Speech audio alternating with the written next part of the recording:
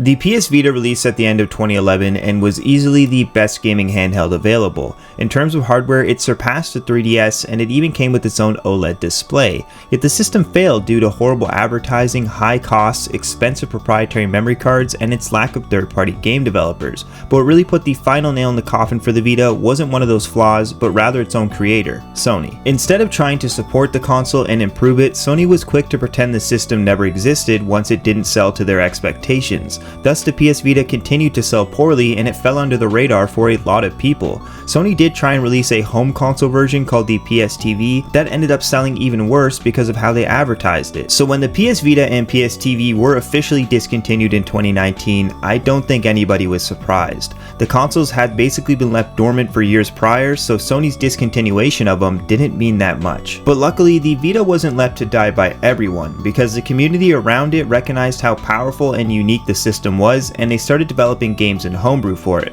which did help breathe new life into a handheld that many ended up forgetting about. But the question still remains, what makes the PS Vita underrated? Well, the first thing would be its selection of games. Many people fall under the impression that the Vita mostly has JRPGs and visual novels, and while yes, the system does have a lot of those, it's also got a ton of other games that fall into all different kinds of genres. Some examples being various game collections like the Metal Gear Solid, God of War, Sly Cooper, and even Jak and Daxter collections, although the frame rate on the Jak and Daxter one is pretty bad. Regardless, these collections are still a good way to enjoy classic games on the go. And there's a ton of other Vita titles that fall into all sorts of categories. Some of my favorites are Tearaway, Rayman Origins, Killzone Mercenaries, Muramasa Rebirth, Gravity Rush, and Wipeout 2048. These few games are just a small peek into what the Vita has to offer. Other companies like LRG and PlayAsia have released hundreds of indie games on the system, so you're bound to find a few you like. Just avoid the mass amounts of shovelware and dating sims they put out. Now, remember how I said that one of the Vita's biggest flaws was how expensive its memory cards were?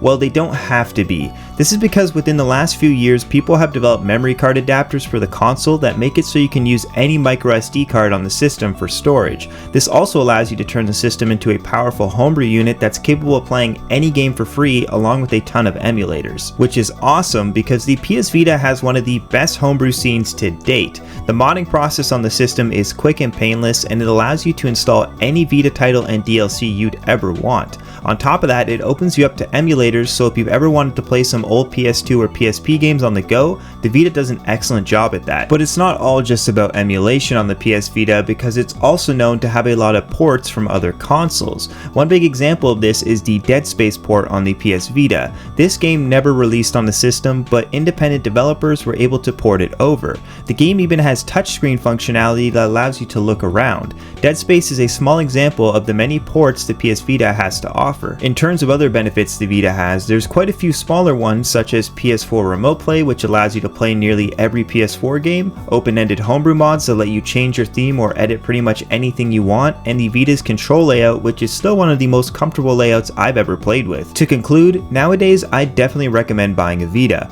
Back in the day, the concern was around how much it would cost to get the console, and then the memory card, and then the games, but that's not the case anymore. All you need is the system and the memory card adapter, which can be bought for $10 off Amazon. With those two things, you're able to play any game you want and explore tens of thousands of other titles on other platforms. So on that note, I'd say the PS Vita is a must-own for anybody who enjoys portable gaming. And that's where I'm going to leave this topic for now. I want to say thanks for watching, please subscribe, or don't, it's up to you, and I'll see you later.